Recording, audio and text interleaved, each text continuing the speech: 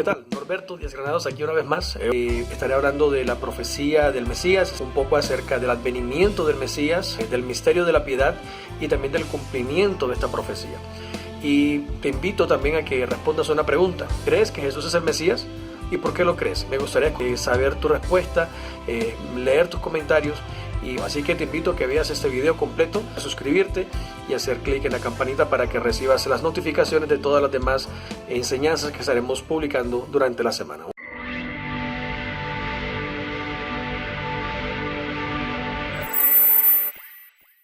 Continuamos entonces con la enseñanza del gran yo soy. Ya en las clases pasadas estuvimos mirando algunos aspectos interesantes acerca del verbo y vimos cómo la escritura enseña en Éxodo capítulo 3 versículo 14 que cuando Dios, el Dios eterno de Israel, se le revela a Moisés, le dice que su nombre es Yahvé. Estuvimos mirando la particularidad de este vocablo hebreo que está conformado por 4 letras. Miramos que estas 4 letras se conocen hoy como el tetragrama o tetragramatón. Está conformado por 4 letras, la Y, la H, la B y la H, y su pronunciación más aproximada es Yahvé. Vimos que Yahvé es un verbo conjugado en 3 tiempos de manera simultánea y que la traducción más correcta y más acertada para este verbo, o lo que conocemos hoy como el sustantivo, como si fuera el nombre de Dios, la traducción más acertada para este verbo no es solamente yo soy. Hay que traducirlo, o habría que traducirlo de manera completa como he sido el que he sido, soy el que soy, seré el que seré. O el que es, el que era y el que ha de venir. Esa es la manera más completa en la que podríamos traducir el verbo Yahvé. Vimos también en Juan capítulo 1, versículo 1, que el apóstol hace una inferencia directa al verbo cuando dice que en principio el verbo era Dios y Dios era el verbo. Y entonces vino la pregunta, ¿a qué verbo el apóstol Juan se refiere? Y la respuesta es la que vimos en la clase pasada, en donde Yahvé es el verbo eterno que siempre se ha manifestado a Israel como un Dios todopoderoso, omnipotente, omnisciente y que trasciende las edades, que no tiene principio y no tiene fin de días. Lo que tenemos que comenzar a comprender y profundizar en ello es que Yahvé fue profetizado por cada uno de los siervos de Dios en el antiguo Israel, en donde ellos anunciaron y profetizaron acerca de la manifestación futura de Dios en la tierra.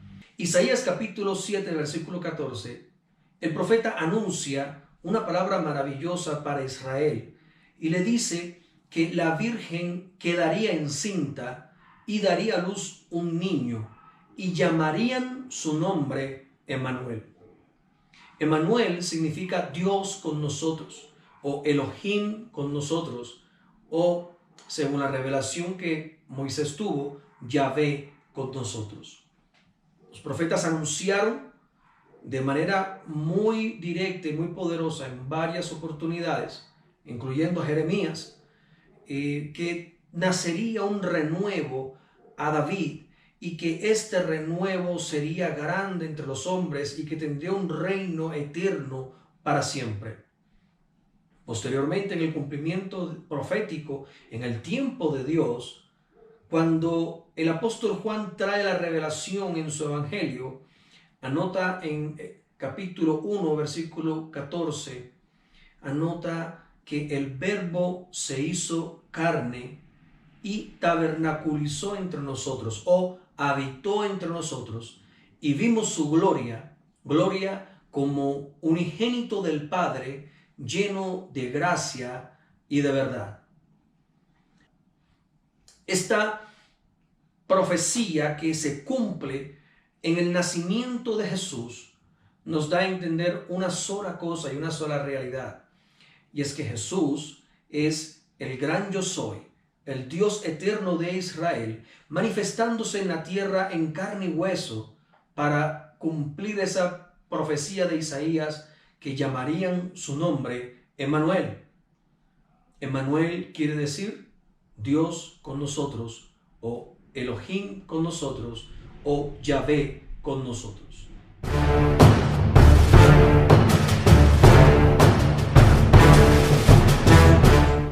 Cuando él decidió cumplir esta palabra, cuando él decidió que el Kairos se hiciera patente aquí en este tiempo, en el Cronos, entonces elige a una mujer, a una virgen de Israel, llamada María, en las traducciones más fidedignas Miriam, y la elige para que sea el vaso a través del cual él pudiera hacerse material aquí en la tierra. Y entonces viene el cumplimiento de lo que la mayoría de nosotros conoce, que el Espíritu Santo de Dios vino y con el poder de su gloria cubrió a esta joven y la hizo que quedara encinta, y allí el santo ser que nacería y que lógicamente nació era el Hijo del Dios Altísimo, Emmanuel mismo, Dios con nosotros, el gran yo soy, hecho carne en la tierra.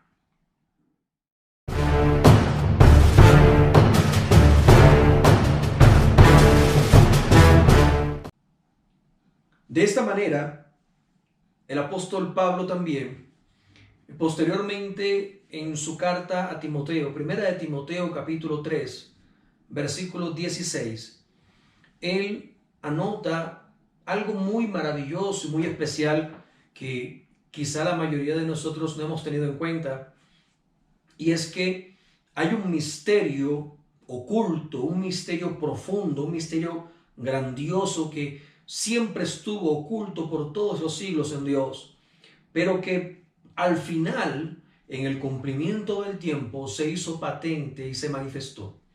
Este misterio, el apóstol Pablo lo define como el misterio de la piedad.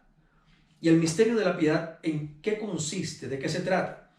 El misterio de la piedad consiste en que el Verbo se hizo carne, Dios se hizo carne.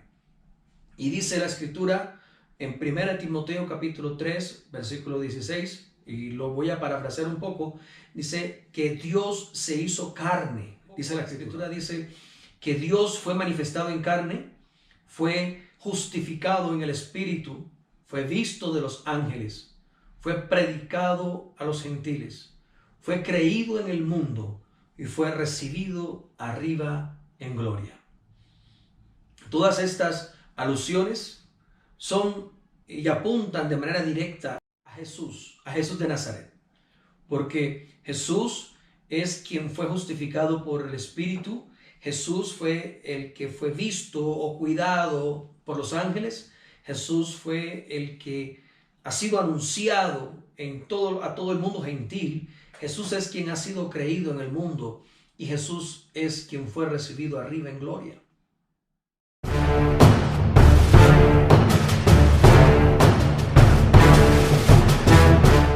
Jesús entonces cumple y llena completamente todo el marco de las profecías del Viejo Pacto, y también todas las definiciones que los apóstoles en la iglesia y que toda la iglesia en general del primer siglo creía. Y la confesión unánime de toda la iglesia del primer siglo era que Jesús era el mismo Dios manifestándose en carne y hueso, que Jesús era el Shaddai, visto en carne y hueso y caminando en la tierra, que Jesús es Emmanuel, Dios con nosotros.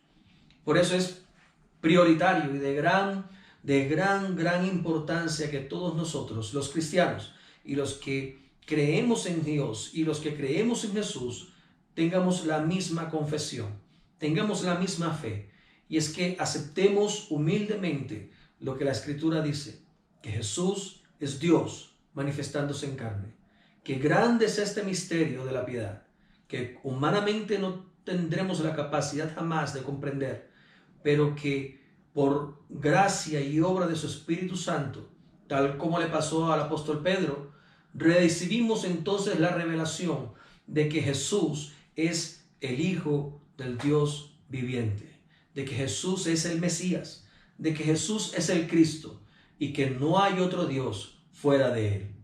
Jesús es Dios con nosotros.